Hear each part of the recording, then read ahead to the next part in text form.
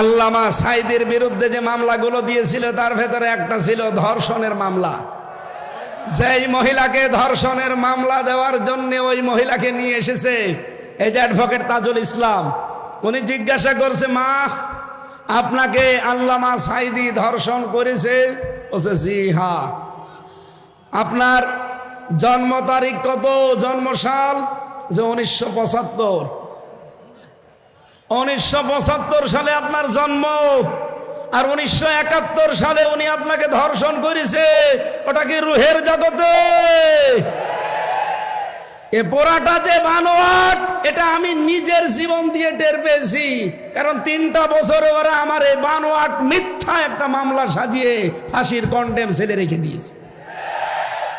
3 বছর আমার জামিন দেয়নি, অথচ আগস্টের 5 তারিখের পর শুধু মামলাটা তুলতে দেরি। আদালত বলছে এ কি দেখে বিচার করব, এর ভেতরে তো কোনো মাল ম্যাটারেস নেই।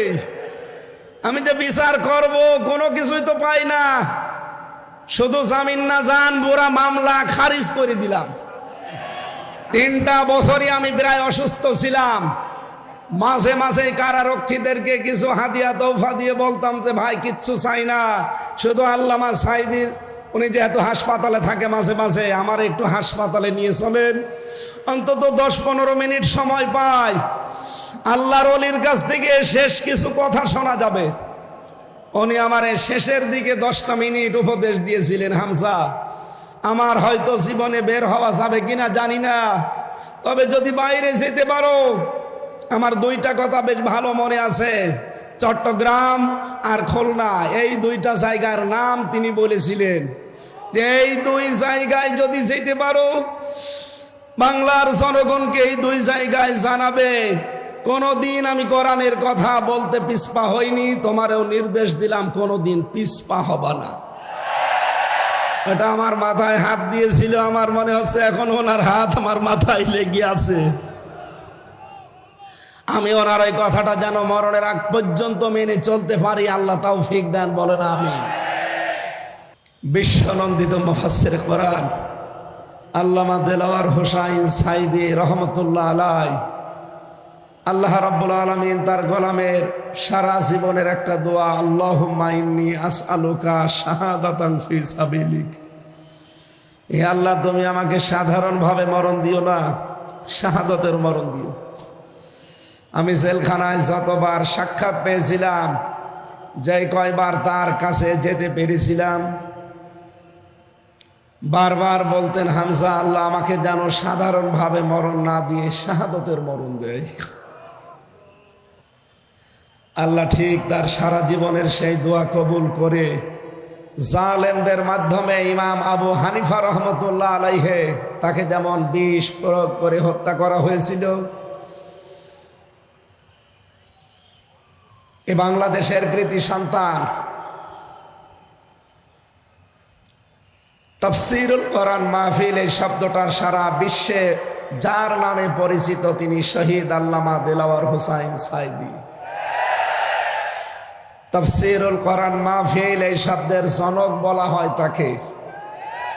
গণিতের জনক একজন আছে, ইতিহাসের জনক আছে, পৃথিবীর প্রত্যেকটা জিনিসের জনক আমরা আলাদা আলাদা বানিয়েছি। আমার যতটুকু জ্ঞান বা ধারণা বাস্তবতা আমি দেখেছি, বাংলাদেশের তাফসীর মাহফিল এটা বললে আল্লামা সাঈদীর নাম চলে আসে। সেই শহীদ আল্লামা সাঈদী সাহেবকে আমরা হারিয়ে ফেলেছি। রব্বুল আলামিন তার কবরটাকে যেন জান্নাতের সুউচ্চ মাকাম দান করেন, জান্নাতুল ফেরদাউসে একেবারে সর্বোচ্চ চূড়ায় আল্লাহ তাকে যেন পৌঁছিয়ে দেন। তার সারা জীবনের কোরআন প্রচারের খেদমত আল্লাহ কবুল করেন। দল মত জাতি বর্ণ ধর্ম নির্বিশেষে আজকের এই অনুষ্ঠান, এটা শুধু চট্টগ্রাম মুসলমানদের অনুষ্ঠান নয়, হাদা বায়ানুল লিন্নাস হুদাল লিন্নাস, মানুষ পদবাচ্য আমরা যারা বিবেচিত সবার জন্য আজকের এই অনুষ্ঠান উন্মুক্ত। সুতরাং অন্যান্য ধর্মের যারা এসেছেন তাদেরকেও আমরা কোরআনের অনুষ্ঠান থেকে ওয়েলকাম জানাচ্ছি, স্বাগতম জানাচ্ছি। সম্মানিত উপস্থিতি, গতকাল আমার মাহফিল ছিল চুয়াডাঙ্গা। ওদের সাউন্ড সিস্টেমটা ভালো ছিল না, চাপ দিয়ে কথা বলতে গিয়ে কণ্ঠটা বসে গেছে। মুসাফির অবস্থায় আছি, অসুস্থ অবস্থায় আছি, এখনো মাজলুম অবস্থায় আছি। কারণ বিভিন্ন জায়গায় জালেম নেই, কিন্তু মুনাফিকদের দ্বারা বাধাপ্রাপ্ত হচ্ছি। সেই হিসাবে এই লক্ষ লক্ষ আল্লাহর বান্দা বান্দিদেরকে নিয়ে একটু দোয়া চাই, আল্লাহ যেন আমার কণ্ঠটা অন্তত 1.5 ঘন্টার জন্য তিনি ছেড়ে দেন। আরো জোরে বলেন আমিন। যে আল্লাহ আমাদের কোরআন শোনার জন্য নিয়ে আসলেন, আল্লাহ আমাদেরকে 5টি জিনিস দিয়েছেন। এই 5টি নিয়ামতের ভেতরে পৃথিবীতে আমরা মিলিয়েছি।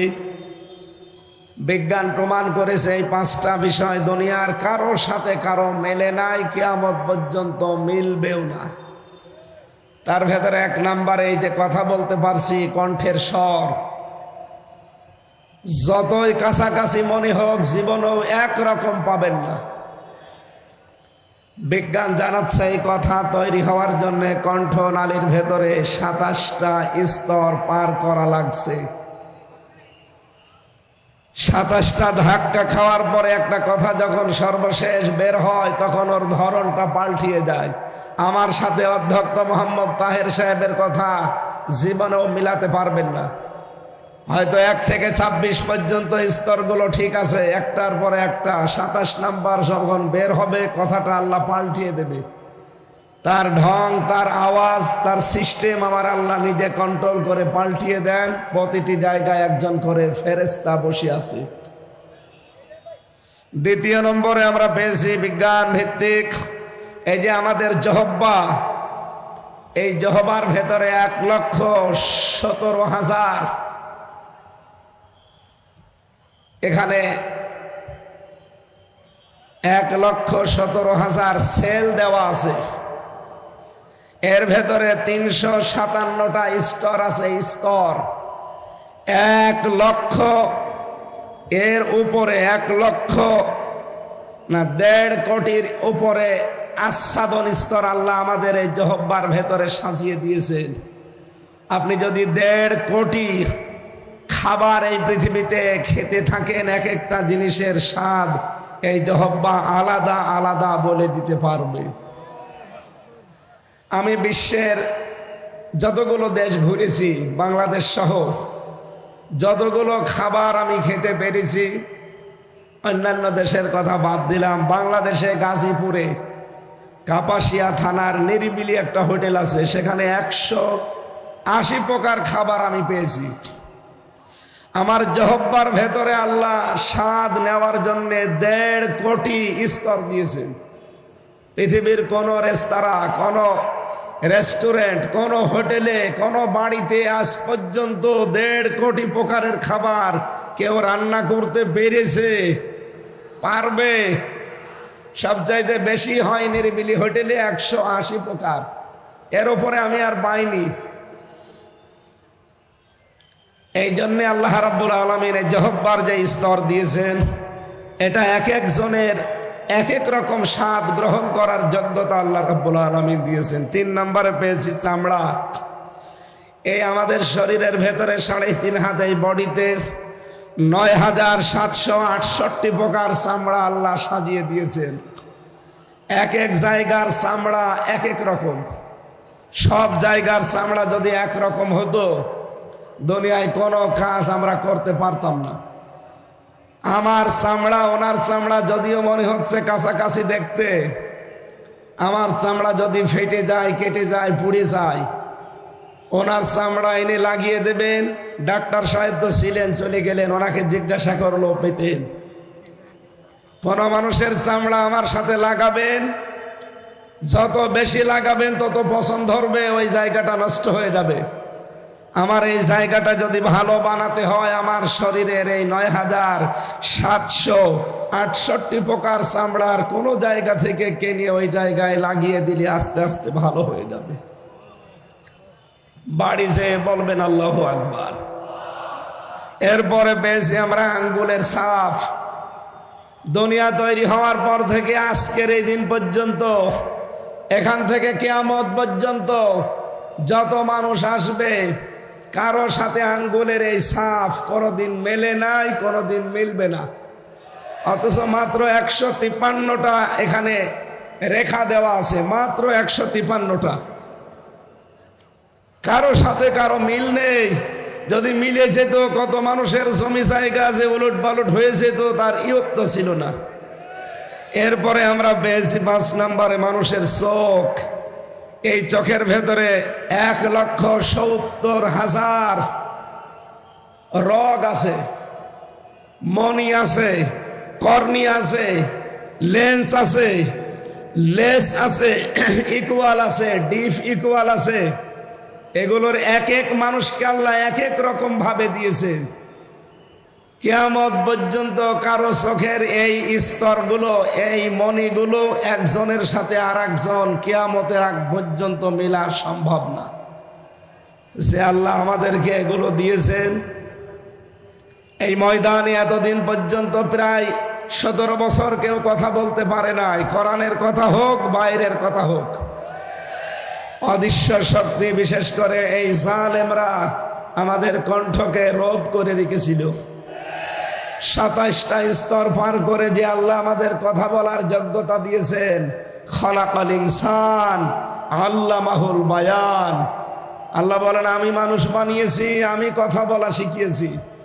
সুতরাং আমরা যারা কথা বলতে পারছি, যে আল্লাহ 5টা নিয়ামত আমাদেরকে আলাদাভাবে দিয়েছেন, সে আল্লাহর জন্য পড়ছে আলহামদুলিল্লাহ। মাথার ভেতরে বিজ্ঞান প্রমাণ করছে, আমি যা বলছি স্তরগুলো আপনি মিলাবেন, এই মাথার ভেতরে পুরাটাই 7টা জিনিস আল্লাহ এর ভেতরে ঢুকিয়ে রেখেছেন। ফ্রন্টাল লব আছে, এখানে প্যারাইটাল লব আছে, টেম্পোরাল লব আছে, অক্সিপিটাল লব আছে, মোটর কর্টেক্স আছে, সেন্সরি কর্টেক্স আছে, বাক শক্তি আছে।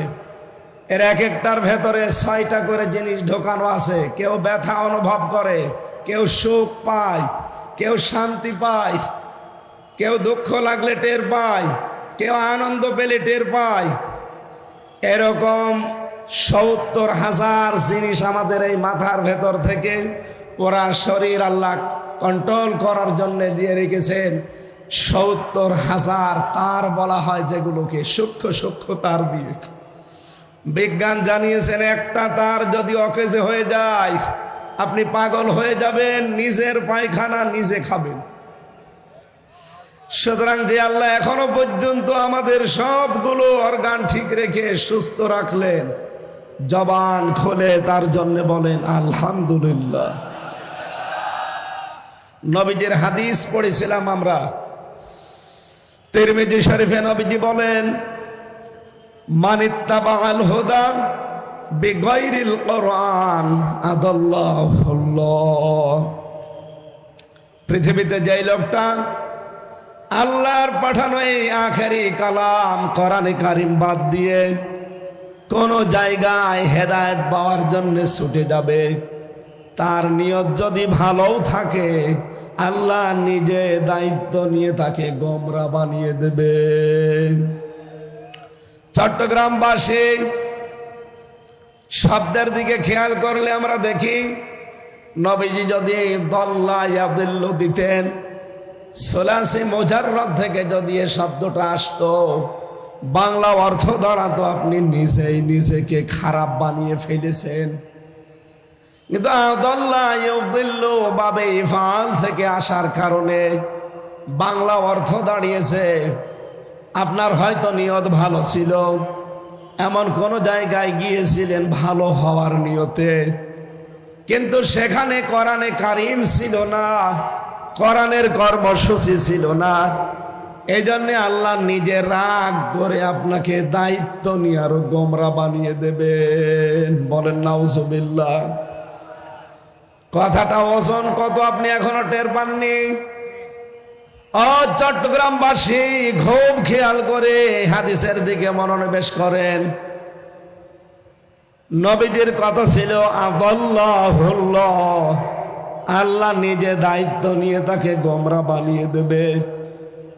যেহেতু হেদায়েত আমি নিজের হাতে করে এখানে নিয়ে আসি নাই, আর এটা আল্লাহ কারো হাতে দেয়নি, কিয়ামত পর্যন্ত কারো হাতে আল্লাহ দেবেও না। কোরআনে কারীম জানিয়েছে লাইসা আলাইকা হুদাহুম ওয়ালাকিন্নাল্লাহা ইয়াহদি মাইয়াশা।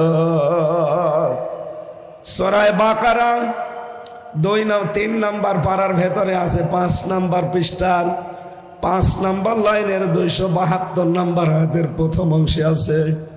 আয়াতের তাফসির আমি প্রায় 12 থেকে 13টা তাফসির মিলিয়ে দেখেছি। সব মুফাসসির আয়াতের ব্যাপারে বক্তব্য একই দিয়েছেন। রব্বুল আলামিন বলেন, হেদায়েত দেওয়া হে নবী আপনার কাজ না, এটার দায়িত্ব শুধুমাত্র আমি আল্লাহর। জোরে বলেন সুবহানাল্লাহ। হযরত আবু হুরায়রা একবার গাছ লাগাচ্ছিলেন রাদিয়াল্লাহু তাআলা আনহু। হঠাৎ তিনি আনন্দে লাফিয়ে উঠলেন। লোকজন জিজ্ঞাসা করে, আবু হুরায়রা ভালোই তো লাগছিল, হঠাৎ করে আনন্দে লাফালেন কেন? হযরত আবু হুরায়রা বলেন, এই কিছুক্ষণ আগামী নরের দরবারে ছিলাম, বিশ্ব নবীর দরবারে থেকে দেখলাম একটা আয়াত নাযিল হয়েছে, ইন্নাকা লা তাহদি মান আহবাবতা ওয়ালাকিন্নাল্লাহা ইয়াহদি মাইয়াশা। আল্লাহ পাক বলেন, হে নবী আপনি যাকে চান ভালোবাসেন তাকে হেদায়েত দিতে পারবেন না, এটা আমি আল্লাহ যাকে ইচ্ছা করি শুধু তাকেই দান করি। এটা নবীজির হাতে যদি থাকতো, আল্লাহর নবী নিজের আত্মীয় স্বজন বংশের লোকদেরকে হেদায়েত গুলো দিয়ে আমার পর্যন্ত হয়তো আসতো না। আল্লাহ যেহেতু নিজের হাতে রেখেছেন, আমার মতো আবু হুরায়রাকে আল্লাহ যে পথ দেখিয়েছেন, এই জন্য আমি আজ আনন্দে হাসতেছি। বলেন সুবহানাল্লাহ। চট্টগ্রামবাসী, আমি যে কথাটাই হাদিস থেকে তুলে আনতে চাই, যেখানে কোরআন নেই ওখানে যদি আপনি ভালো হওয়ার নিয়তেও থাকেন, আপনাকে খারাপ বানিয়ে দেবে হামজা। কে? আরো জোরে আর একবার বলেন, কে? তাহলে হাদিস থেকে আজকে একটা জিনিস নিয়ে যাওয়া লাগবে বাড়িতে। যেহেতু কণ্ঠটা আমার বসা, চাপ দিয়ে কথা বলা যাচ্ছে না, আপনারা স্বভাব জোরে দেবেন। এই দেশে এখন 48,000 পীরের দরবার আছে সরকারি জরিপে, বেসরকারি জরিপে আরো বেশি, আর এই চট্টগ্রাম বিভাগে এগুলো আরো বেশি। এ অঞ্চলে তো ঘরে ঘরে আল্লাহর ওলি। এক কথা বলেন না কেন? ঘরে ঘরে পীর সাহেব। পুরুষ মানুষ শুধু পীর দাবি করে শেষ হয়ে যায় না, মহিলারাও নাকি পীর। ওটা পীর আম্মা, মহিলা পীর। আমি পীর হতে নিষেধ করি না, পীর তো ভালো জিনিস। পীর মানে উস্তাজ, পীর মানে শিক্ষক, পীর মানে মুআল্লিম। আপনি যেটা জানেন না, যিনি জানে তার কাছে জেনে নেবেন, এইটার নাম পীর। এটার নাম কি? অধ্যক্ষ মোহাম্মদ আবু তাহের। আপনি যেটা জানেন না, ওনার যে বিষয়ে জ্ঞান আছে ওনার কাছে জেনে নেবেন, উনি আপনার পীর। ওনাকে পীর মানেন তো? এক কথা বলেন না কেন? এই হিসাবে 48,000 না 48 লক্ষের উপরে পীর হয়ে যাবে না? এজন্য পীর জিনিস ভালো, কিন্তু ব্যবহারটা আমরা খারাপ করে ফেলেছি অনেকে। আজ বাংলাদেশের মানুষের স্বভাব, যে জিনিস যত ভালো বের হয় খুব তাড়াতাড়ি এই দেশের মানুষ তার নকল তাড়াতাড়ি বের করতে পারে। পীর তো ভালো জিনিস। এদেশে ইসলাম নিয়ে এসেছে পীর সাহেবরা। বাইজিদ বোস্তামি চট্টগ্রামের রহমতুল্লাহ আলাই, সিলেটের শাহজালাল রহমতুল্লাহ আলাই, আমার খুলনা বিভাগের খান জাহান আলী রহমতুল্লাহ আলাই, এই মানুষগুলো এই দেশে ইসলাম নিয়ে এসেছিলেন। তারা তো ভালো, কিন্তু এই জিনিসকে পুঁজি করে অনেকে আজ হাজারো দরবারে ব্যবসা করে খাচ্ছে। এই জন্য ওই সমস্ত দরবারে গেলে বিশেষ করে চট্টগ্রামের বাইতুল শরফ মরহুম মাওলানা আব্দুল জব্বার রহমতুল্লাহ আলাইহি, আমি তার জীবনী পড়েছি। ওই সমস্ত সময় তাদের দরবারে আসলে তারা কোরআন তুলে দিত। আল্লাহর এই কোরআন পড়েন, বসেন, আল্লাহকে পেয়ে যাবেন। কিন্তু আমরা আশ্চর্যের সাথে লক্ষ্য করে দেখছি, এই 48,000 দরবারের পরবর্তীতে যারা এ দরবারগুলো এখন দায়িত্ব পেয়েছে, তাদের বংশধর, তাদের সন্তানাদিরা এখনো অনেকে আর কোরআনের উপরে নেই। হাদিস ছিল কি, কোরআন যেখানে নেই ওখানে যদি আপনি ভালো হওয়ার নিয়তেও যান, আপনাকে খারাপ বানাবে কে? এই জন্য এই সমস্ত দরবারগুলোতে মানুষ কিন্তু ভালো হওয়ার নিয়তে আমরা যাই, কিন্তু অধিকাংশ জায়গায় দেখি ভালো হওয়ার পরিবর্তে মানুষ আরো খারাপ হয়ে যায়। আমি নাম ধরে বলছি আপনাকে সরাসরি জানার জন্যে। এই বাংলাদেশে হাজার হাজার দরবারের ভেতরে অন্যতম একটা দরবার রাজার কুতুববাগ। এই কথা বলেন না কেন? দেওয়ানবাগ। ওদিকে ফরিদপুরের আটরশি, সুরেশ্বরী, চন্দ্রপাড়া, আমার কুষ্টিয়ার লালনের মাজার, এই চট্টগ্রাম, সিলেট, বরিশাল এ সমস্ত বিভাগ থেকে মানুষেরা দলে দলে পালে পালে কুষ্টিয়ার লালনের মাজারে যায়। আপনারা জান তো ভালো হওয়ার নিয়তে যে ওখানে আল্লাহর ওলি শুয়ে আছে লালন শাহ, কিন্তু ওখানে কোরআন চলে না, কোরআনের কোন কর্মসূচি ওখানে নেই।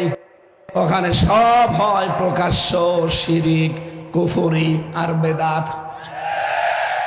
সারা বাংলাদেশ সহ বিশ্বের আমি যতগুলো জায়গার খবর জানি, গাঁজা খেলে পুলিশে ধরে না আমি পাইনি, কিন্তু লালনের মাজারে পুলিশ পাহারা দিয়ে গাঁজা খাওয়ায়। পৃথিবীতে আমার মনে হয় একটা নিরাপদ জায়গা যেখানে পুলিশ পাহারা দিয়ে গাঁজা খাওয়ায়। এই জায়গায় মানুষ যাচ্ছে ভালো হওয়ার নিয়তে, ভালো হওয়ার পরিবর্তে মানুষ আরো খারাপ হয়ে যাচ্ছে। এই কারণে আগে বিড়ি খেত না, এখন বিড়ি খায়। আগে গাঁজা খেত না, এখন গাঁজা খায়। এই কথা বলে না কেন? কেন? কারণ কোরআন নেই। তুই ওখানে গেলি কেন? বলেন বলেন।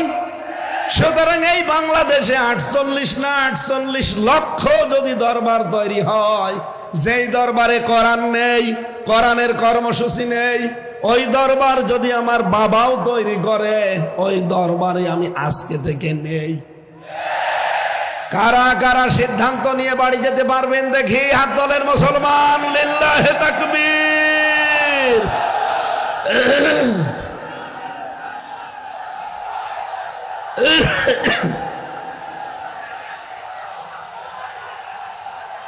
আলহামদুলিল্লাহ।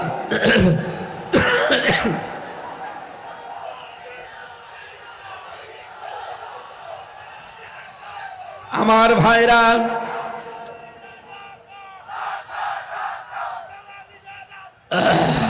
বসে। আমি যে কথাটা বললাম এটা যদি সত্যিই মেনে নিতে পারেন, শুধুমাত্র এই কয়জন আমার সামনে না, এটা রেকর্ড হচ্ছে, তামাম দুনিয়ার বাংলা ভাষাভাষী মানুষ যারা আছে সবাই শুনছে। এমনকি জেলখানার ভেতরে আমি 3টা বছর দেখেছিলাম, বড় বড় তাফসীর মাহফিল গুলো বাংলাদেশে যেখানে অনুষ্ঠিত হতো, এগুলোর ভেতরে টিভির পর্দা দেওয়া আছে। অনেক কারারক্ষীর মাধ্যমে এই মেমোরি কার্ডে ওয়াজ, তাফসীর এগুলো ভরে মানুষকে দেওয়া হতো, ওরা শুনতো। তার মানে কাল এই মাহফিলটা চট্টগ্রামের নামে বাংলার বিভিন্ন জেলখানায় আসামিরা শুনতে পাবে। বহু মানুষ ওর ভেতরেও বিভ্রান্ত হয়। আমি একটা উদাহরণ বলছি। আমার সাথে জেলখানায় ছিল একজন 25 বছর, চিত্রনায়ক সোহেল চৌধুরী হত্যা মামলার আসামি মামুন। আমরা 2:30-3টায় উঠতাম জিকির করার জন্যে, তাহাজ্জুদ পড়ার জন্যে। দেখতাম ওই ভাই 3টার দিকে উঠে জোরে জোরে জিকির করতেছে। কোন জাতের জিকির না, বানানো জিকির। কি জিকির? উনি জিকির করছে ইয়া রাসূলুল্লাহ, ইয়া রাসূলুল্লাহ। কি গো? মাওলানা মামুনুল হক আর আমি এক জায়গায় ছিলাম, নামাজ ভুল হয়েছে তো ওর জিকিরের ঠেলায়। একদিন ডাক দিয়ে বললাম যে ভাই কি করেন? হুজুর জিকির করি। কিসের জিকির? রসুলের এশকে।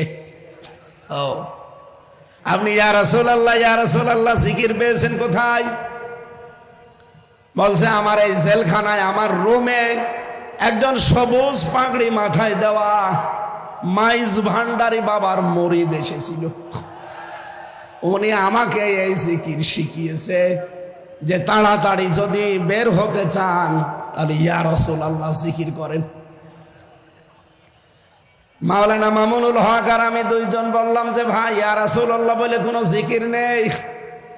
জিকির একটা ইবাদত। রাসূলের নামে আপনি দরুদ শরীফ পড়তে পারেন, কিন্তু জিকির যদি করতে হয় এই পৃথিবীতে একমাত্র করা লাগবে আমার আল্লাহর নামে।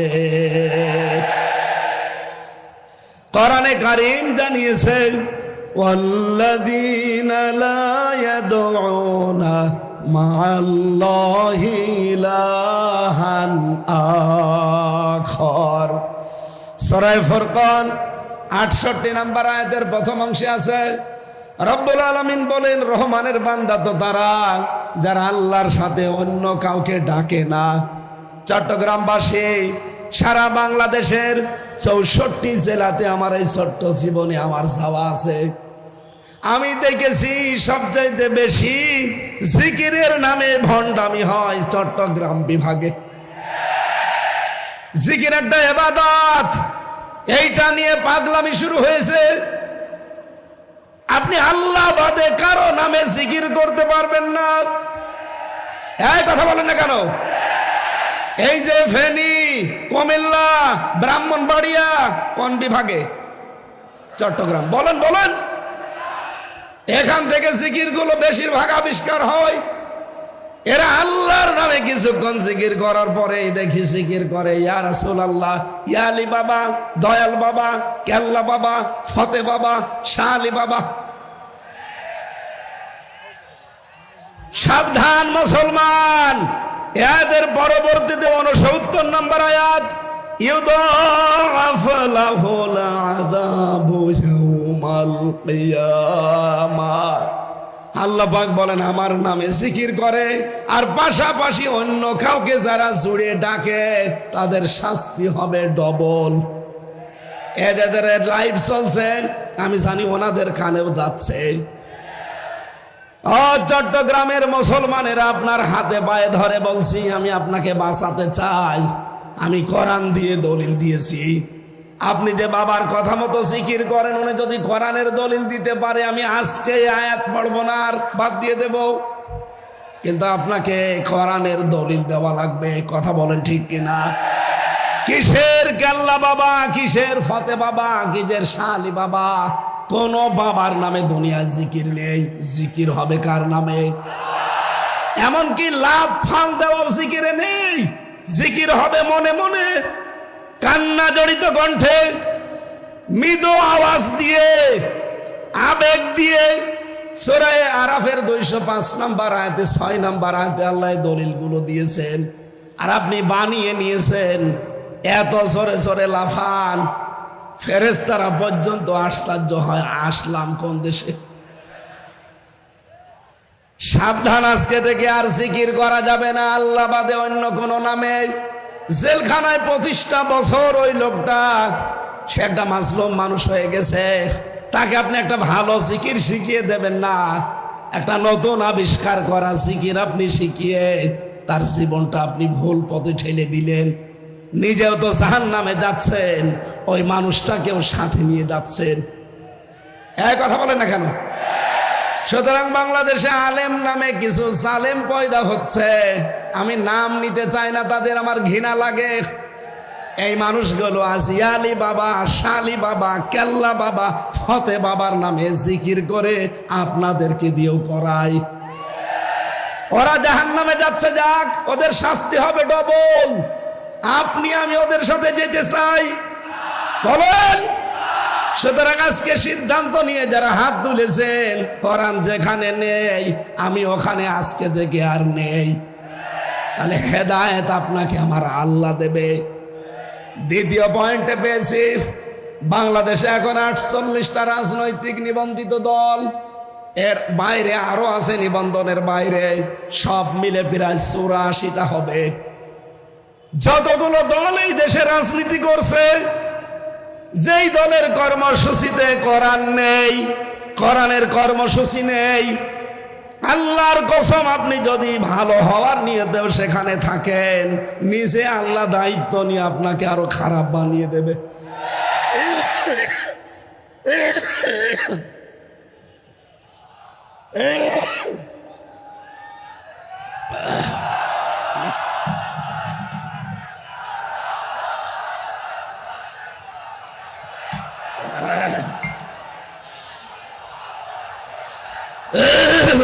ঠিক আছে,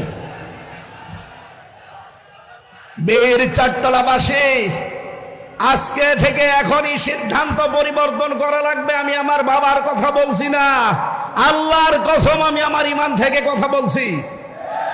সুতরাং এই দেশে যেই রাজনৈতিক দলের কর্মসূচিতে কোরআন নেই, ওখানে যদি আমার বাবাও দলের প্রতিষ্ঠাতা হয়, আমি ওখানে যদি যাই আমাকে খারাপ বানিয়ে দেবে কে? সুতরাং আমি আমার বিশাল আখেরাত নষ্ট করতে চাই না। যেই দলে কোরআন নেই ওই দলে আমি নেই। কারা মন থেকে রাজি আছেন দেখি? লিল্লাহি তাকবীর। এই দেখেন তো, হাত তোলেনি কে? দেখেন।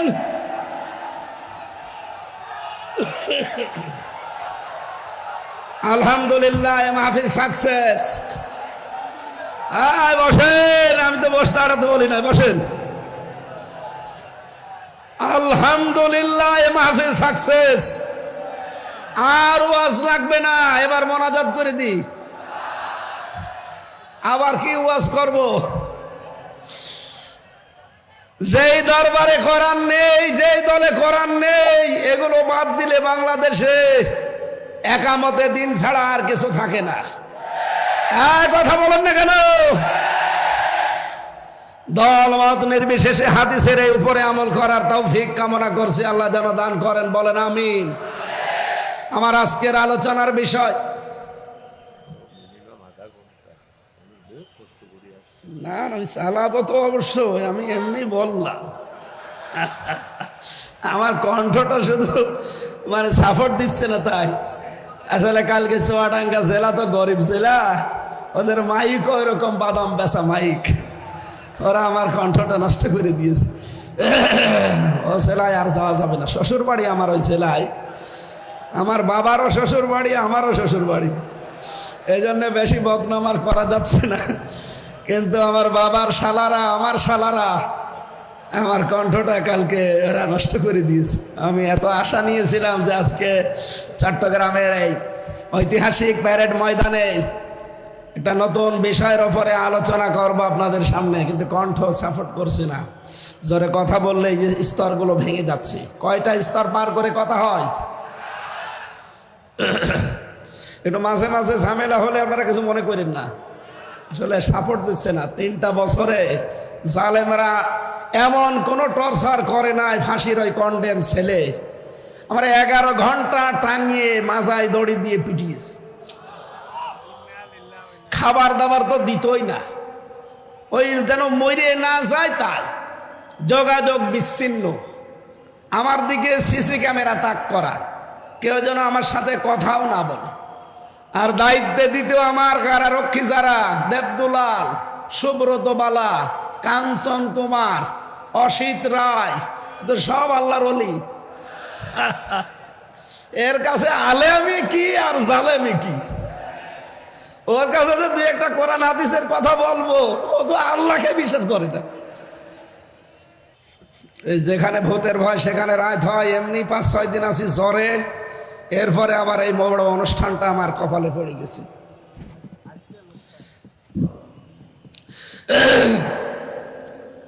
আমি এক কথায় জবাব দিলাম না মাহফিল, যা বলার হয়ে গেছে। কিন্তু আপনারা যদি এই দুইটা কথা ঠিক রাখতে পারেন, আল্লাহর কসম এদেশে ইসলাম সামনে আমাদের চোখে আমরা দেখতে পাচ্ছি।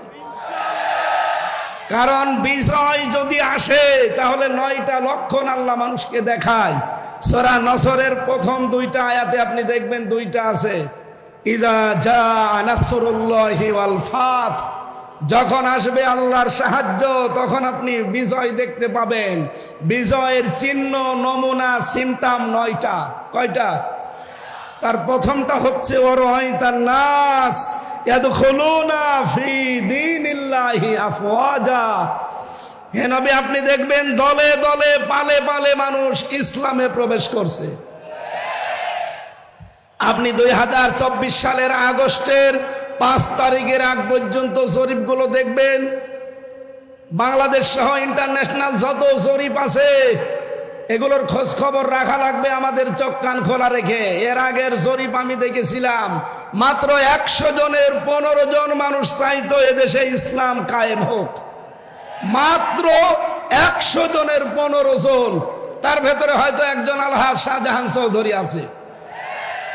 এই 100 জনের 15 জনের ভেতরে উনি একজন। অথচ এই 5.5 মাসের ব্যবধানে ভয়েস অফ আমেরিকা, মাইক্রোসফট, আমেরিকার গোয়েন্দা সংস্থা 3 দিন আগের রিপোর্ট, ওরা বাংলাদেশ সহ বিশ্বের যতগুলো দেশ নিয়ে রিপোর্ট করে, ওরা তো আর আমাদের মামাতো ভাই খালাতো ভাই না। এই কথা বলেন না কেন? কোরআনের বর্ণনা, লাতাজিদান্না আশাদ্দান্নাস আদাওয়াতাল লিল্লাযিনা আমানুল ইয়াহুদা ওয়াল্লাযিনা আশরাকু। হে নবী, আপনি মুসলমানদের চরম এবং পরম শত্রু, দুশমন হিসাবে 2টা জাতিকে দুনিয়ায় দেখবেন, জঘন্যতম দুশমন। একটা হচ্ছে ইহুদি আর একটা মুশরিক। ইহুদি তো আছেই, মুশরিক বলতে এখানে খ্রিস্টানরাও, কারণ তারা 3 খোদায় বিশ্বাসী। পৃথিবীতে শুধু মুসলিম বাদ দিয়ে 4,500 ধর্মের লোক আছে, সবাই প্রকারান্তে মুশরিক। এই কথা বলেন না কেন? সেই হিসাবে তারা যেহেতু মুশরিক, ওরা কখনো মুসলমানের কোনো উপকার হোক এমন খবর প্রকাশ করা ওদের দ্বারা সম্ভব না। এদের সত্যটা প্রকাশ করে দিয়েছে। আমেরিকার গোয়েন্দা সংস্থা জানিয়েছে বাংলাদেশে 3য় একটা ইসলামপন্থী শক্তির উত্থান হতে যাচ্ছে। এই দেশে এখন 100 জনের 58 জন মানুষ চাচ্ছে যে দেশে ইসলাম কায়েম হোক।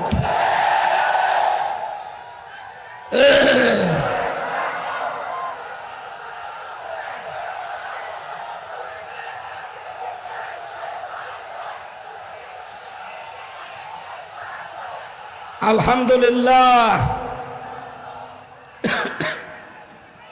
সেই হিসাবে আমি বিশ্বাস করি সূরা নসরের এই 2 নম্বর আয়াত 100 ভাগ।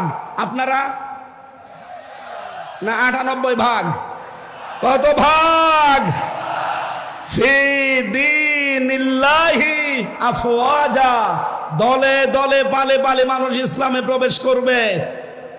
আগে আলহাজ শাহজাহান চৌধুরী যদি কুষ্টিয়ায় যেতেন, খুব বেশি হলেও 200 থেকে 500 মানুষ হতো।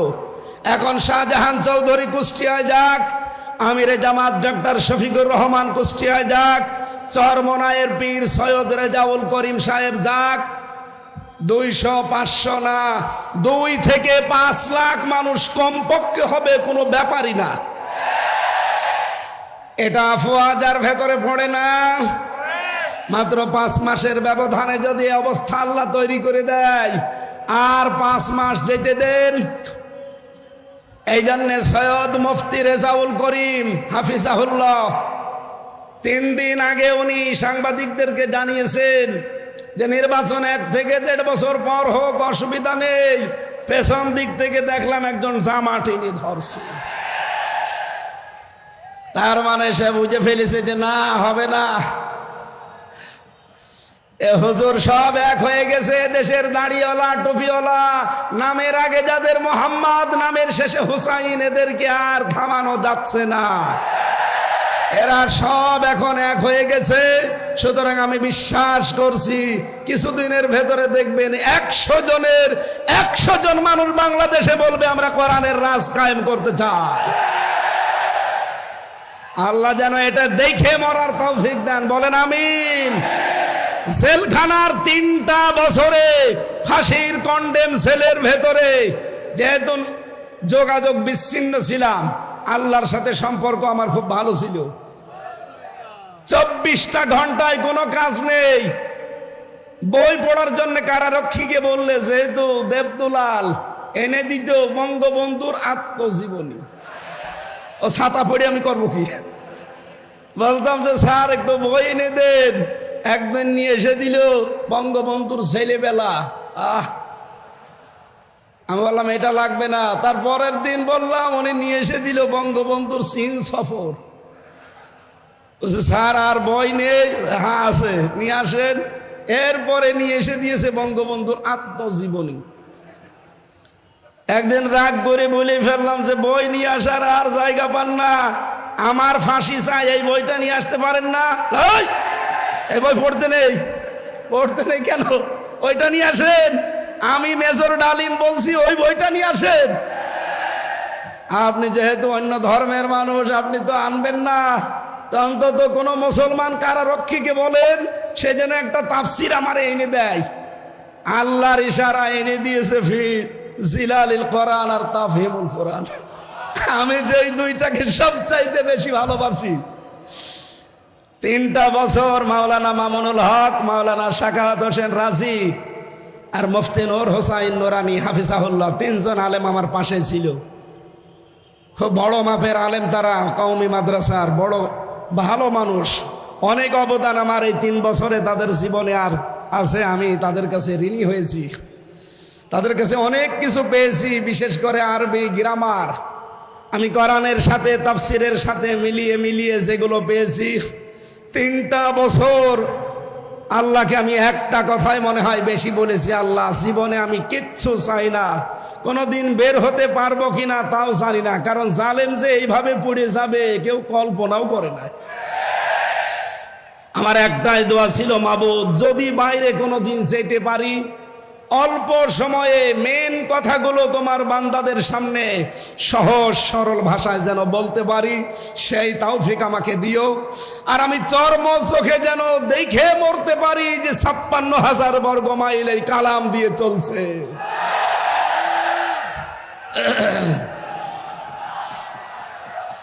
আলহামদুলিল্লাহ। যেহেতু আমি মাসলুম ছিলাম ওই সময়, 3টা বছরই আমি প্রায় অসুস্থ ছিলাম। মাঝে মাঝে কারারক্ষীদেরকে কিছু হাদিয়া তৌফা দিয়ে বলতাম যে ভাই কিচ্ছু চাই না, শুধু আল্লামা সাইদির, উনি যেহেতু হাসপাতালে থাকে মাঝে মাঝে, আমার একটু হাসপাতালে নিয়ে চলেন, অন্তত 10-15 মিনিট সময় পাই, আল্লাহর ওলির কাছ থেকে শেষ কিছু কথা শোনা যাবে। উনি আমার শেষের দিকে 10টা মিনিট উপদেশ দিয়েছিলেন, হামজা আমার হয়তো জীবনে বের হওয়া যাবে কিনা জানি না, তবে যদি বাইরে যেতে পারো, আমার 2টা কথা বেশ ভালো মনে আছে, চট্টগ্রাম আর খুলনা, এই 2টা জায়গার নাম তিনি বলেছিলেন যে এই 2 জায়গায় যদি যেতে পারো, বাংলার জনগণকে এই 2 জায়গায় জানাবে কোনদিন আমি কোরআনের কথা বলতে পিছপা হইনি, তোমারও নির্দেশ দিলাম কোনদিন পিছপা হবা না। এটা আমার মাথায় হাত দিয়েছিল, আমার মনে হচ্ছে এখন ওনার হাত আমার মাথায় লেগে আছে। আমি ওনার ওই কথাটা যেন মরণের আগ পর্যন্ত মেনে চলতে পারি, আল্লাহ তৌফিক দেন, বলেন আমিন। কারণ সেই জবান কোরআন বলে, ওই জবানে কোনো ভয় থাকা উচিত না। কথা বলেন। রব্বুল আলামিন বলেন, কিতাবুন উনজিলা ইলাইকা ফালা ইয়াকুন ফি সাদরিকা হারাজুম মিনহু লিতুনযিরা বিহি ওয়া যিকরা লিল মুমিনিন। বলেন আল্লাহু আকবার। সূরা আরাফের 2 নম্বর আয়াতে আল্লাহ বলেন, এই যে একখানা কিতাব হে নবী আপনাকে আমি দিলাম, কি করবেন এটা নিয়ে? মানুষকে যখন এটা দিয়ে সতর্ক করবেন, আপনার মনের ভেতরে যেন কোনো সংকীর্ণতা না আসে, কোনো ভয়, ভীতি, দ্বিধা, দ্বন্দ্ব, সংশয়, সন্দেহ, এরকম 33টা অর্থ আছে এই শব্দের। আপনার মনের ভেতরে যেগুলো জায়গা না পায়, আমরা তো ওই মন নিয়েই কথা বলতে চাই, কিন্তু এই 15.5 বছরে ওই মন নিয়ে কথা বলতে গিয়ে সালেমরা আমারে আটক করে রেখেছিল। আমার মতো হাজার হাজার আলেমদেরকে তারা জেলখানায় আটক করেছিল। কথা বলেন ঠিক কিনা? কিন্তু আলেমদের কণ্ঠ রোধ করা গেছে। মুফতি জসিমউদ্দিন রহমানী 12 বছর পরে বের হয়ে আপনি তাকে থামাতে পেরেছেন। মাওলানা মামুনুল হক 3 বছর পরে বের হয়ে থামাতে পেরেছেন। আল্লামা সাইদি রহমতুল্লাহ আলাই 13 বছর পরে যদি বের হতেন তাকে থামাতে পারতেন না। এই জন্য আমরা চেষ্টা চালাবো হারজন শব্দের হক আদায় করে কথা বলার। হারজনের ব্যাখ্যা আমি পেয়েছি 2টা। 1 নম্বরে তাফসিরে ফি জিলালিল কোরআনে পাবেন, রব্বুল আলামিন বলেন, হে নবী আপনি যখন কোরআন প্রচার করতে যাবেন, অনেক মানুষ এমন আছে আপনার কণ্ঠে কোরআন শোনার পর ওরা না বুঝে মন খারাপ করতে পারে। এরকম মানুষ চট্টগ্রাম বিভাগে নেই? আছে। ওই যে আলহাজ শাহজাহান সাহেব বলছিলেন না যে আমরা আপনাদের শত্রু না, আপনারা বিভিন্ন দরবারের নাম নিয়ে, বিভিন্ন কল্যাণের নাম নিয়ে কাজ করছেন, ইসলামের করেন, কিন্তু আসেন এই মাহফিলে। আপনাদেরকে আমরা কোরআনের দিকে ডাকি, আর এটা আমরা আন্দাজে ডাকি না।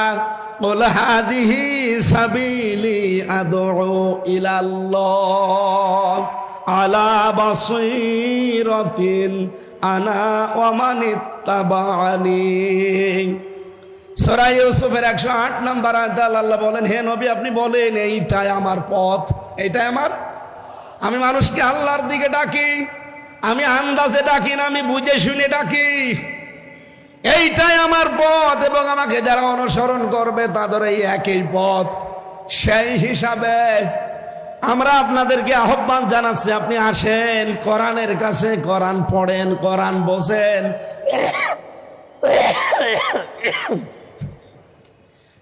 কিন্তু হারজন শব্দের ব্যাখ্যাটা মিলে যায়। অনেক মানুষ দেখি না বুঝে, না জানার কারণে আন্দাজে আমাদের উপরে মন খারাপ করে। আপনার সাথে আমার জমি জায়গা নিয়ে কোনো ভেজাল আছে? টাকা পয়সা নিয়ে ভেজাল আছে? বলেন বলেন। আপনি ইসলামকে বিদায় করে দিতে চান, নতুন ইসলাম আমদানি করতে চান, অথচ শান্তি কামনা করেন। কিয়ামত হয়ে যাবে, কিয়ামত হয়ে যাবে, আপনি শান্তি পাবেন না। এক দোকানদার, একটা ছোট্ট উপন্যাস পড়েছিলাম। এক দোকানদার, তার কর্মচারীর নাম হচ্ছে ইসলাম। তার একটা মেয়ে ছিল, নাম তার শান্তি। যেহেতু এক জায়গায় থাকে, ছেলে আর মেয়ে দুইজন এক জায়গায় থাকলে আকর্ষণ সৃষ্টি হতে পারে না। আল্লাহ 6টা জিনিসের প্রতি মানুষের আকর্ষণ তৈরি করে দিয়েছেন, তার ভেতরে 1 নম্বরে মহিলা, নারী। যেহেতু পর্দার বিধান মানে না, এই জন্য তাদের ভেতরে দেখা সাক্ষাৎ, প্রেম, মন দেওয়া নেওয়া। শেষ পর্যন্ত মালিক টের পাওয়ার পরে বলছে, দেখো আমার বাড়ির কর্মচারী আর আমার মেয়ের সাথে লাইন, আচ্ছা করে পিটিয়েছে। পিটিয়ে চাকরি শেষ করে বাড়িতে তাড়িয়ে দিয়েছে। ইসলাম চিন্তা করছে, মালিক তোমার এই শান্তির কারণে আজ আমি মার খেলাম, চাকরি হারালাম, দেখি ওই শান্তি কয়দিন বাড়ি থাকে। চট্টগ্রাম রেল স্টেশনে যে মোবাইলে কল দিয়েছে, শান্তি তুমি কোথায়? বাড়িতে। তাড়াতাড়ি চলে আসো চট্টগ্রাম রেল স্টেশনে, পালানো লাগবে। শান্তি ওর কথা মতো এসেছে, নিয়ে পালিয়েছে 2 জন আল্লাহর রাস্তায়। নাউজুবিল্লাহ। এটা কি আল্লাহর রাস্তা? শয়তানের রাস্তা। বিয়ের আগে যারা পালিয়ে যায় কি আল্লাহর রাস্তায় যায় না শয়তানের? এই জন্য বিয়ের আগে প্রেম করা জায়েজ নেই, প্রেম হবে বিয়ের পরে। এই কথা বলেন না কেন? বিয়ের পরে যদি সত্যি আপনি প্রেম করতে পারেন, এই যে মোতাহার ভাই আজ 16 বছর পরে ঠাকুরগাঁও বাড়ি আমার সাথে জেলে ছিল বিডিআর, 16 বছর পরে বের হয়েছে, মাত্র 14 দিনের স্ত্রী রেখে।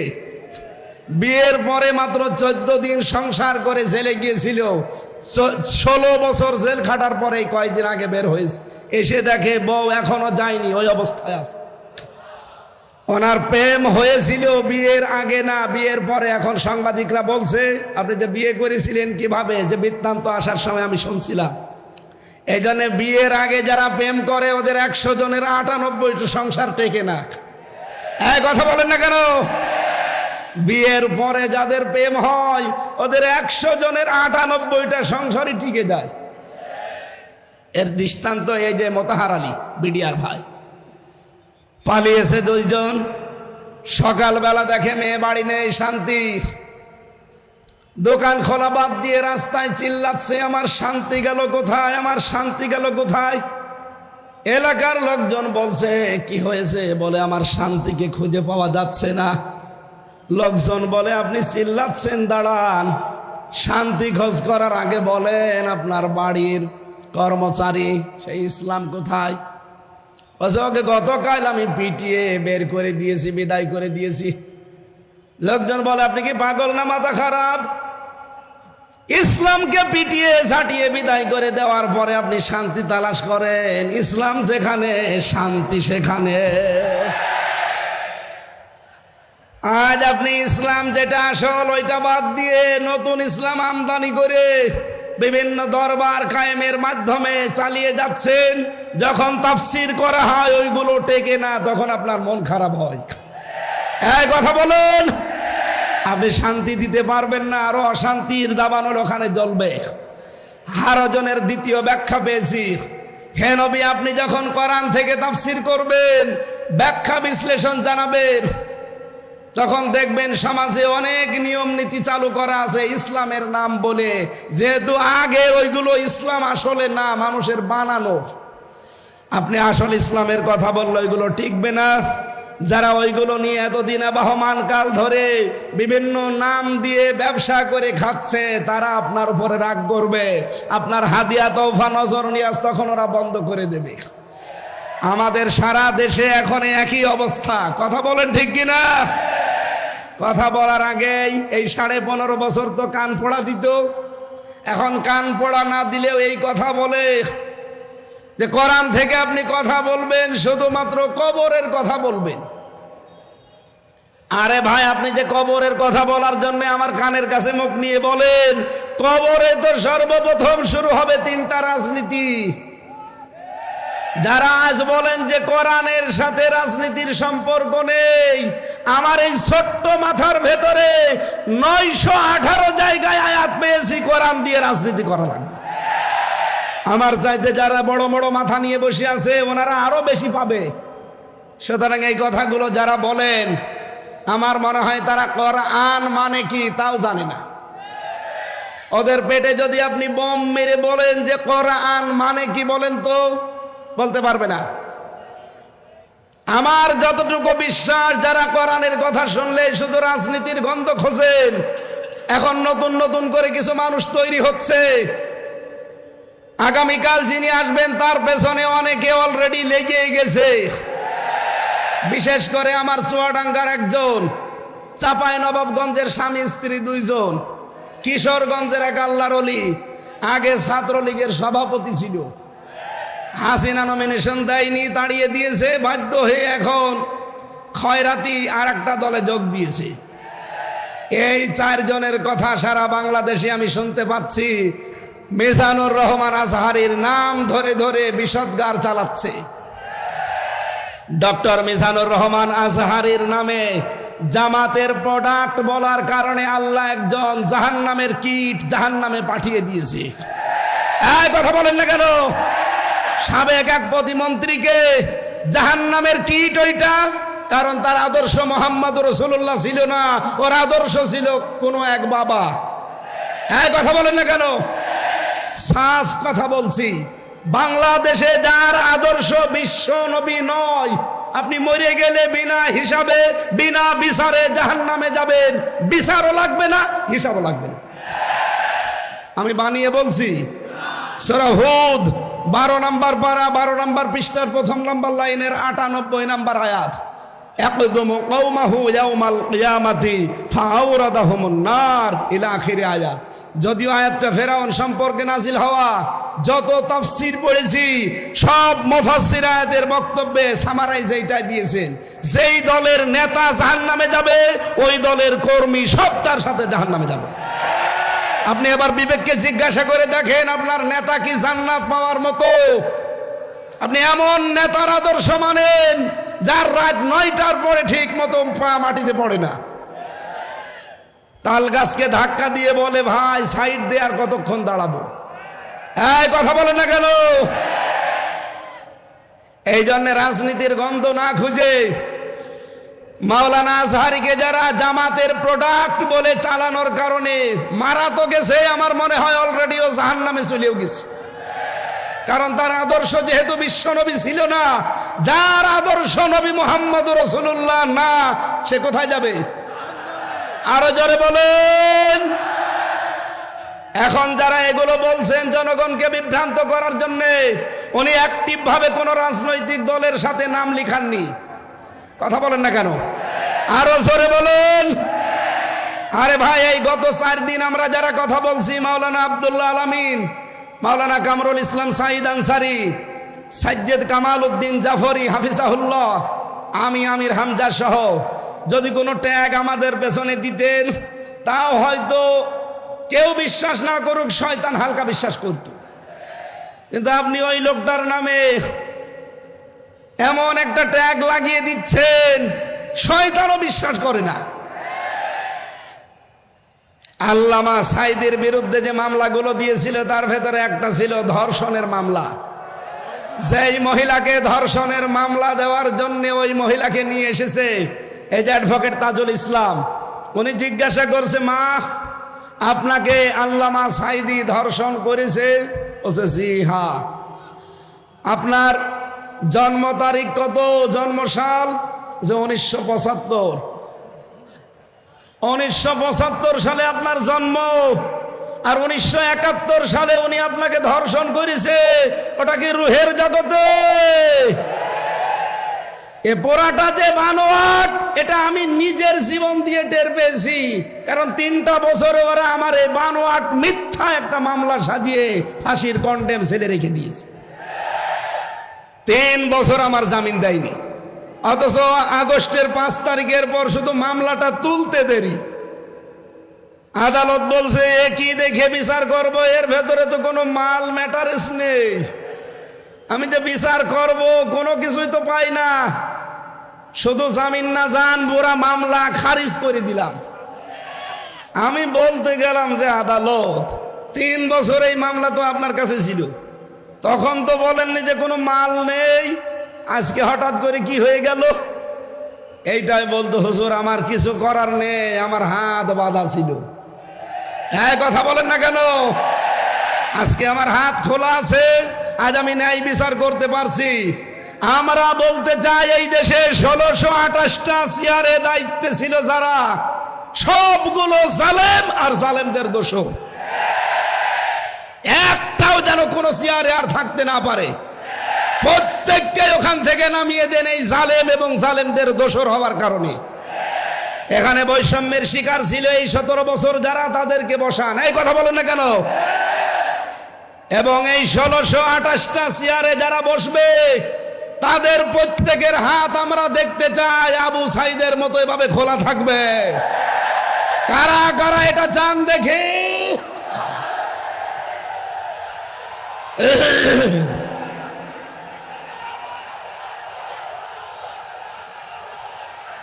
আলহামদুলিল্লাহ।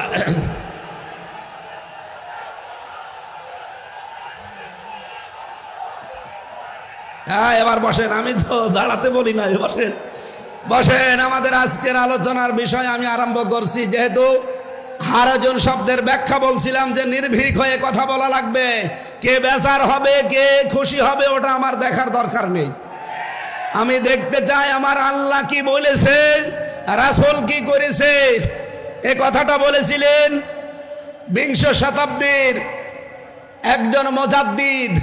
এই যে এই বইটায় যার ছবি দেখতে পাচ্ছেন, মাওলানা সাজ্জেদ আবুল আলা মওদুদী রহমতুল্লাহ আলাই, তার এই কথাটা বিশ্বের হাজার হাজার লক্ষ লক্ষ মানুষের কলিজায় লেগেছে যে আমি ইসলাম মানতে গিয়ে কোনোদিন দেখিনি যে বাবা কি বলেছে, দাদা কি করেছে, পীর সাহেব কি বলেছে, না, আমি দেখতে পেয়েছি আল্লাহ কি বলেছে, রাসূল কি করেছে।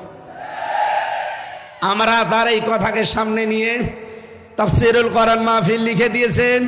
আমার তেলাওয়াতকৃত আয়াত সূরা বাকারার 278 নম্বর আয়াতটার উপরে ভিত্তি করে আমরা কথা বলবো। মুমিন জীবনের 7 দফা কর্মসূচি আমার আল্লাহ আমাদেরকে দিয়েছেন। মরণের আগে হলেও আমরা যেন এই 7 দফা কর্মসূচি দুনিয়ায় পালন করতে পারি, আল্লাহ তৌফিক দেন, বলেন আমিন। এই 7 দফা কর্মসূচি যদি আমরা পালন করতে চাই, এর এগেনস্টে, এর বিপরীতে আমাদের প্রকাশ্য শত্রু কে? আরো জোরে বলেন। শয়তান ও 7টা কর্মসূচি খাড়া করে রাখবে। আজকের আলোচনার বিষয় মুমিনের 7 দফা কর্মসূচি বনাম শয়তানের 7 দফা কর্মসূচি। দেখি আমরা কোনটা নিতে পারি। আল্লাহ রাব্বুল আলামিন জানিয়েছেন, ইয়া আইয়ুহাল্লাযীনা আমানু আতিউল্লাহা ইয়া আইয়ুহাল্লাযীনা আমানু তাকুল্লাহা ওয়া যারু মা বাকিয়া মিনার রিবা ইন কুনতুম মুমিনিন। এই বসেন বসেন, খুব গুরুত্বপূর্ণ বিষয়, এখান থেকে আজকে নিয়ে বাড়ি যাওয়া লাগবে। আমার প্রথম মুমিন জীবনের কর্মসূচি দফা 1 নম্বরে আমার আল্লাহ দিয়েছেন, মুমিন যেই সমাজে থাকবে ওই সমাজে সুদ থাকতে পারবে না। এই জন্য আল্লাহ ইমানদারকে ডাক দিয়েছেন, ওহে যারা ইমানের দাবি করো, আমাকে ভয় করো, ওয়াদারু মা বাকিয়া মিনার রিবা, সুদের যত বকে আছে সব ছেড়ে দাও, ইন কুনতুম মুমিনিন, যদি মুমিন দাবি করো। তাহলে মুমিন জীবনের 1 নম্বর দফা সুদ মুক্ত সমাজ তৈরি করা, আর এটাই বাংলাদেশে তৈরি করবে ফেরেশতারা। আরো জোরে বলেন, আরো জোরে বলেন। এই বাংলাদেশে এখন ইসলামী ব্যাংক আছে, যদিও জালেমরা এসালমের মাধ্যমে ৭৫,০০০ কোটি টাকা এখান থেকে মারিং কাটিং করে ব্যাংকটা দুর্বল করে দিয়েছে। আমরা চাই আল্লাহ পাকে ব্যাংকে আবার দাঁড় করিয়ে দেবেন। এই ব্যাংকে মোশারাকা, মোদারাবা, মোরাবাহা, বায়ে সালাম, বায়ে ইস্তেসনা, বায়ে মুআজ্জাল, বায়ে ওয়াহেদা সহ প্রায় ২৮টা নিয়ম নীতি আছে ইসলামী অর্থনীতিতে। এই বাংলাদেশে যত ব্যাংকিং সেক্টর আছে, ব্যাংকিং ব্যবস্থা আছে, সমাজে এই দেশে যদি সরকারিভাবে যাকাত কায়েম হয়, সবগুলোতে ইসলামী অর্থনীতির ভিত্তিতে ব্যাংক চলবে। কথা বলেন ঠিক কিনা? তখন ইচ্ছা করলেও আপনি আর সুদ খেতেও পারবেন না, সুদ দিতেও পারবেন না। আজ চট্টগ্রামের বিভিন্ন এলাকায় আমরা শুনেছি টাকা ছেড়ে রাখে, টাকা আসে না, নেই? বলেন বলেন। ১,০০০ টাকা দিলে মাসে মাসে ২০০ টাকা করে বেশি দেয়, তার মানে ১২০০ টাকা দেয়। এটা মায়ের সাথে জেনা করার গুনাহ হচ্ছে। চট্টলাবাসী, আজকে থেকেই কঠোর সিদ্ধান্ত নেওয়া লাগবে, আগামীর বাংলাদেশ হবে সুদ মুক্ত বাংলাদেশ। এটার জন্য যদি দল করা লাগে, এটার জন্য যদি মিছিল করা লাগে, এটার জন্য যদি মিটিং করা লাগে, এটার জন্য যদি ভোট দেওয়া লাগে, মুমিন জীবনের প্রথম দফা যেহেতু এইটা, এ কাজে আমরা আছি না নেই? আল্লাহ তৌফিক দেন, বলেন আমিন। 2 নম্বরে বেশি দফা, মুসলিম না হয়ে আমরা কেউ মরব না।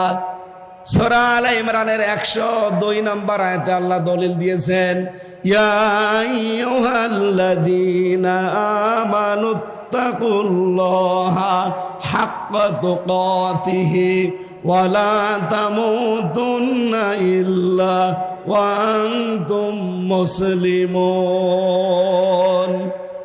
ওহে যারা ঈমানের দাবি করো, আমি আল্লাহকে ভয় করো যেভাবে ভয় করা উচিত, আর তোমরা মরবা না যতক্ষণ তোমরা মুসলমান না হতে পারো। আমাদের জাতির পিতা হযরত ইব্রাহিম আলাইহিস সালাম ইন্তেকালের আগে তার কলিজার টুকরা সন্তানদেরকে ডাক দিয়ে তিনি বলেছিলেন,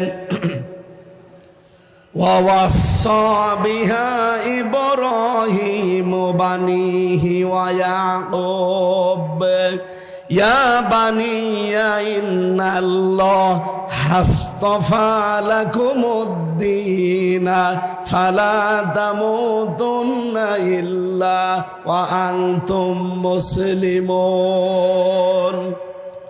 হযরত ইব্রাহিম এবং ইয়াকুব ইন্তেকালের আগে সন্তানদেরকে ডাক দিয়ে বললেন, কলিজার টুকরার সন্তানেরা, অবশ্যই আল্লাহ তোমাদের জন্য একটা দিনকে নির্ধারিত করেছেন, মনোনীত করেছেন। দিন মানে রাতের পরে যে দিন আসবে ওই দিন, ওটা ইসলাম। দিন মানে কি? আরো জোরে বলেন। ওই দিন তোমরা দুনিয়াতে মেনে চলবা। ফালা তামুতুন্না, আর মরবা না, ইল্লা ওয়া আনতুম মুসলিমুন, যতদিন মুসলমান না হতে পারো। এজন্য মুমিন জীবনের দ্বিতীয় দফা হবে মুসলিম না হয়ে আমরা মরব না। আল্লামা সাইদি রহমতুল্লাহ আলাইহি সারা জীবন যদি নিজে কোরআন পড়তেন, একটা শত্রু বাংলাদেশে পেতেন না। সারা জীবন যদি কোরআন বুঝতেন, একটা শত্রু তার থাকতো না। সারা জীবন যদি কোরআনে কারিম মেনে চলতেন, একটা শত্রু তার বাংলাদেশে থাকতো না। তিনি যেই বলেছেন এই কোরআন আমি নিজে পড়বো, নিজে বুঝবো, নিজে মানবো, শুধু তা না, এটা আমি মানুষকে মানাতে চাই।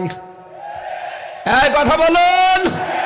তখনই তার শত্রু হয়ে গেছে। চট্টগ্রামের আলেমদের আলেম, হাজার হাজার আলেমের উস্তাদ, হেফাজত ইসলাম বাংলাদেশের সাবেক আমির মরহুম আল্লামা শাহ আহমেদ শফি রহমতুল্লাহ আলাইহি যতদিন বলেছেন আমি কোরআন পড়বো, বুঝবো, নিজে মানবো, একটা শত্রু তার ছিল না। এদেশে অনেকে চিনতও না।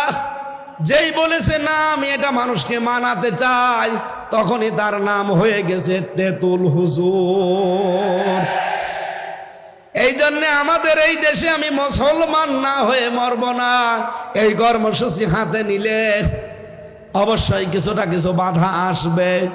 সব বাধা আমি উতরিয়ে যাব, কারণ এটা আমার জীবনের দফা। 3 নম্বর দফায় পেয়েছি ওসিলা ধরতে হবে জিহাদকে। কাকে? সূরা মায়েদার 35 নম্বর আয়াতে দেখবেন, ইয়া আইয়ুহাল্লাযীনা আমানুত্তাকুল্লাহা ওয়াবতাগু ইলাইহিল ওয়াসিলাতা ওয়াজাহিদু ফি সাবিলিহি লাআল্লাকুম তুফলিহুন। বলেন আমিন। আল্লাহ ডাক দিয়েছেন, ইমানদাররা আমাকে ভয় করো, আর আমাকে পাওয়ার জন্য একটা ওসিলা তালাশ করো। সেই ওসিলার নাম হচ্ছে জিহাদ। নাম কি? তাহলে আশা করা যায় তোমরা সফল হবে। বাংলাদেশে বহু মানুষ এই আয়াতটা নিজের দিকে টেনে টেনে ব্যাখ্যা করে, আমাদেরকে ভুল ইনফরমেশন দেয়।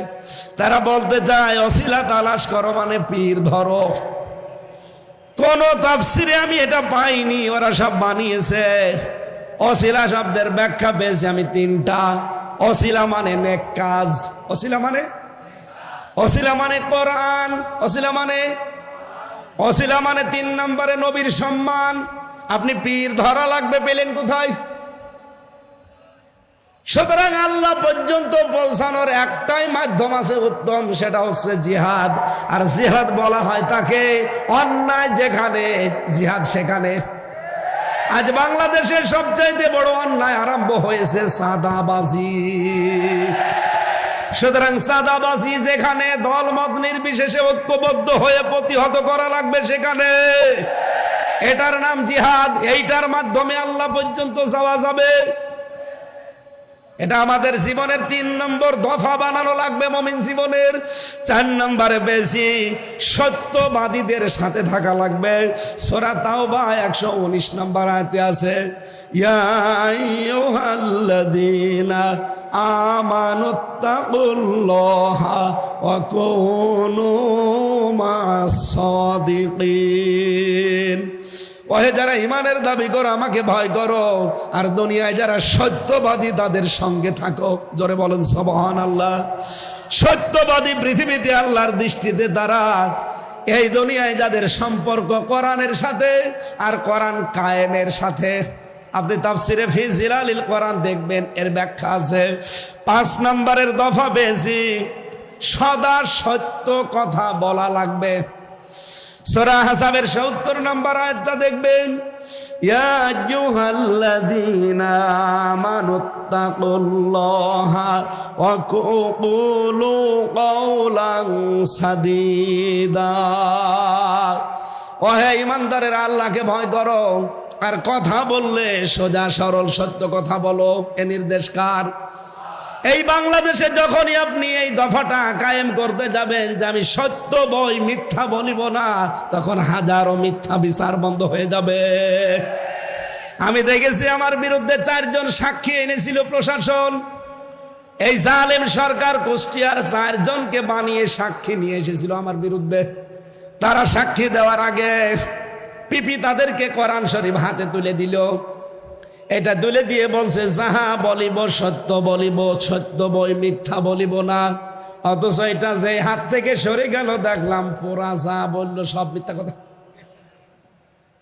এই জন্য আমার জীবনের দফা বানানো লাগবে এইটা। আমি যদা যা বলবো এখন থেকে সদা সত্য কথা বলবো। কথা বলে না কেন?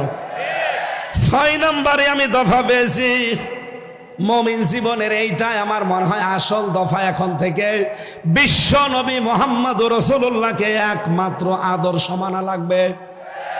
সূরা হাদীদের 28 নম্বর আয়াতটা আপনি তাফসীর খোলেন, ইয়া আইয়ুহাল্লাযীনা আমানুত্তাকুল্লাহা ওয়া আমিনু বিরাসূলিহি يؤتكم كفلين من رحمته ويجعل لكم نورا تمشون به ويغفر لكم الله غفور رحيم। ওহে যারা ইমানের দাবি করো আমাকে ভয় করো, ওয়া আমিনু বিরাসূলিহি, আর আমার রাসূলের উপরে ঈমান আনো। আই আতিউল্লাহ আতিউর রাসূল। এখানে তাফসিরে হাক্কানির ভেতরে মুফাসসির লিখেছেন রাসূলের উপরে ঈমান আনা মানে তার আদর্শ মেনে চলা। আমি এজন্য আগেই বলেছি আপনাকে জীবনের দফা বানাবেন এইটা। যাদের জীবনে রাসূল ছাড়া অন্য কেউ আদর্শ, আপনি আজকে লিখে নিয়ে যেতে পারেন। মরণের পরে কবরে দিলে বিশ্ব নবীকে যখন দেখিয়ে বলবে মান হাজার রাজুল, আপনি বলবেন লা আদরি, আমি চিনি না। কিন্তু আমি বলতে পারবো হাদা নবিয়্যুনা মুহাম্মাদুর রাসূলুল্লাহ সাল্লাল্লাহু আলাইহি সাল্লাম, কারণ আমি এই জীবনে বিশ্ব নবী বাদ দিয়ে কাউকে আদর্শ মানি না। আমাদের সবার জীবনে 6 নাম্বার দফা এখন থেকে থাকার দরকার আছে না নেই? কারা নবী ছাড়া অন্য কাউকে আদর্শ মানেন না তারা হাত তোলেন, লিল্লাহি তাকবীর। আলহামদুলিল্লাহ। বীর চট্টলবাসী 7 নাম্বার দফাটা আমাদের এবার শেষ দফা। এটা মুমিন জীবনের 7 নাম্বার দফা হচ্ছে এখন থেকে আখিরাতের পুঁজি তৈরি করে পাঠাবো। সূরা হাশরের 18 নম্বর আয়াতে আমার আল্লাহ দলিল দিয়েছেন, ইয়া আইয়ুহাল্লাযীনা আমানুত্তাকুল্লাহা ওয়াল তানজুর নাফসুম মা কদ্দামাত লিগাদ ওয়াত্তাকুল্লাহ ইন্নাল্লাহা খাবীরুম বিমা তা'মালুন। ওহে যারা ঈমানের ভয় করো আমাকে ভয় করো। প্রতিটি ইমানদারের উচিত আগামীকাল তার কি পুঁজি তৈরি হচ্ছে এটা চিন্তা ভাবনা করে দেখা। আমি বলছি আবার আমাকে ভয় করো, তোমরা যা করো প্রতিটি জিনিসের খবর জানেন কে? এই জন্য আমাদের জীবনের শেষ দফা, ফাইনাল দফা, সর্বশেষ দফা, এখন থেকে এইটাই সিদ্ধান্ত নেওয়া লাগবে আগামী দিনের প্রস্তুতির জন্য আমি কি পাঠাচ্ছি। আল্লাহর এক বান্দা চট্টগ্রাম বাজারে মনে করেন বাজার করছে, 100 টাকার নোট দিয়েছে দোকানদারকে। দোকানদার টাকাটা নিয়ে উলট পালট করে বলছে, না এটা চলে না, নিয়ে যান, অন্য দিন দিয়ে যাবেন। যেই বলেছে চলে না, উনি সেন্সলেস হয়ে পড়ে গেছে। লোকজন এসে বলছে, কি দোকানদার, এ বুজুর্গ মানুষটাকে আপনি মারধর করেছেন? বলছে, না, আগে হুঁশ ফিরান। হুঁশ ফিরিয়েছে, সেন্সলেস হয়ে গেলেন কেন? আপনাকে মেরেছে দোকানদার? লোকটা বলে, না, সেন্সলেস হলেন এই টাকাটা দিয়েছিল মানে উলট পালট করে দেখে বলছে, এর মাঝে যে লাল দাগ থাকার দরকার ছিল একটা দাগ ওইটা নেই, এটা অসল টাকা, এটা চলে না। আমি চিন্তা করলাম আমারও তো জীবনের একটা 100 টাকার নোট আছে, তার নাম হায়াত। আমি যদি এখনই মারা যাই, কবরে আমাকে যদি আল্লাহ দিয়ে দেয়, জিজ্ঞাসা করে, বান্দা তোর যে জীবন নিয়ে আসলি এই জীবনটা অসল, এর ভেতরে শয়তানের যে 7 দফা ছিল প্রত্যেকটাই পাওয়া যাচ্ছে। শয়তানের 7 দফার প্রথম দফা, শয়তান চায় মানুষকে শিরকে নিমজ্জিত করতে। যখন পারে না, দ্বিতীয় দফায় যায় সে মানুষকে কুফরি করাতে। এটাও যখন পারে না, 3 নম্বরে তখন সে মানুষকে দিয়ে বেদাত করায়। আর বাংলাদেশে এটা সবচাইতে বেশি। 4 নম্বরে ও মানুষকে যখন আর পারে না বেদাত করাতে, তখন কবিরা গুনার দিকে নিয়ে যায়। এটাও যখন পারে না, যখন বারবার সগীরা গুনাহ করায়। এটাও যখন পারে না, তখন ভালো অপেক্ষা নিম্ন কাজ যেটা সেইটা করায়। এইটাও যখন পারে না, 7 নম্বরে তখন তাকে কষ্ট আর মুসিবতের ভেতরে ফেলে দেয়। কষ্ট মুসিবতের ভেতরে ফেলে দিয়ে তখন আল্লাহকেও ভুলিয়ে দেয়। মানুষ যখন কষ্ট মুসিবত বিপদের ভেতরে নিজের হাতে নিজে পড়ে যায়, কোনো বিপদ আপদ কিন্তু আল্লাহ মানুষের উপর দিতে চান না, সব আমাদের হাতের কামাই করা। যেই বিপদে পড়ে মুসিবতে পড়ে নিঃস্ব হতে থাকে গনার কাছে, আল্লাহ রাব্বুল আলামিন তখন তাকে আকাশের চাঁদ ও ঝলসনা রুটির মতো দেখায়। তখন তার ঈমানই নষ্ট হয়ে যায়। লোকটা ডাক দিয়ে বলছে, আমি চিন্তা করলাম আমারও তো একটা 100 টাকার নোট আছে। আল্লাহ পাক যদি বলে, বান্দা শয়তানের যে 7 দফা ছিল তোর আমল নামার ভেতরে, জীবনের এই ভেতরে সব দফাগুলো পাওয়া যায়। শিরিক পাওয়া যায়, কুফরি পাওয়া যায়, বেদাত পাওয়া যায়, কবিরা গুনাহ পাওয়া যায়, বারবার সগীরা গুনাহ করতি সেটা পাওয়া যায়। সবগুলোই তো পাওয়া যাচ্ছে। এই অসল আমল নামা দিয়ে আমার বানানো জান্নাত তোকে দেওয়া সম্ভব না। তখন আমার কি হবে এই চিন্তা করে আমি সেন্সলেস হয়ে গেছি। আমি যখন একা একা থাকি, মাঝে মাঝে আমার চিন্তা হয়, রব্বুল আলামিন যদি বলে, হামজা 2024 সালের ডিসেম্বর মাসের 31 তারিখ পর্যন্ত তোরে মাফ করে দিলাম, যা, তোর জবাব দেওয়া লাগবে না। তোর এই 33 বছর বয়সের 2024-এর 31শে ডিসেম্বর পর্যন্ত মাফ। শুধুমাত্র জানুয়ারি মাসের 1 থেকে আজকে 29-30 তারিখ, এই 30টা দিনের হিসাব দিয়ে তুই জান্নাতে চলে যা।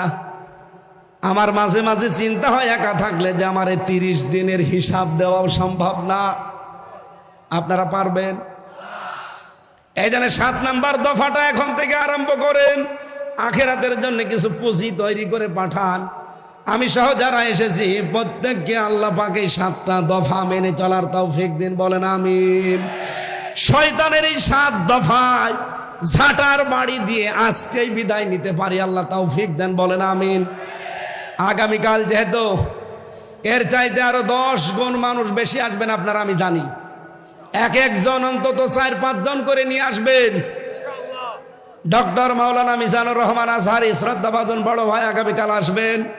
আমি আমার যতটুকু কণ্ঠ এবং স্বাস্থ্য দুইটাই আজকে শেষ, একটাও সাপোর্ট দিচ্ছে না, জোর করে আসলে হয় না। যতটুকু বলেছি এই গলার উপরে আর জীবনের উপরে জোর দিয়ে আল্লাহ আমাদেরকে মেনে চলার তৌফিক দিন। আগামীতে কোনো জায়গায় সুন্নতি ময়দানে আগামীতে এক জায়গায় আসবো ইনশাল্লাহ। এরপরে আরো বাঁশখালীতে আসার কথা আছে, যেখানে এখানে আসবো, কোরআন থেকে হাদিস থেকে কথা বলবো ইনশাআল্লাহ। আজকের মতো শেষ করছি, আমিন।